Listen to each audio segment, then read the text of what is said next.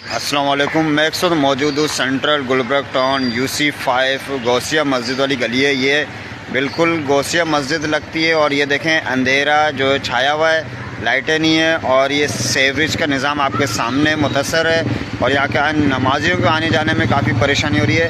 ये गौसिया मस्जिद से लेकर संगम ग्राउंड तक ये पानी जा रहा है और ये लाइन मेरे ख्याल में 1 साल पहले डाली गई थी।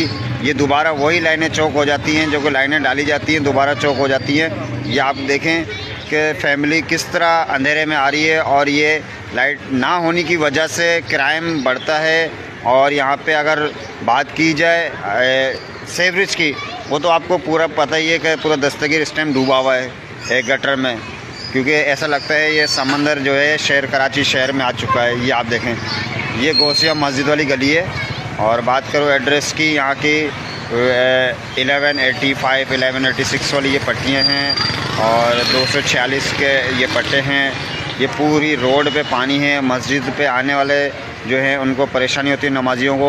और ये अंधेरा है और ये आपके सामने मैं आपको निशानदगी कर रहा हूँ और देखते हैं इंशाल्लाह ये भी इधर पे जल्द से जल्द जो लाइन चौक है या तो वो लाइन डाली जाएगी या इसको क्लियर किया जाएगा। और ये आप चेक करें मस्जिद की गेट, मेन गेट के पास जो है गौसिया मस्जिद है 9 नंबर पे।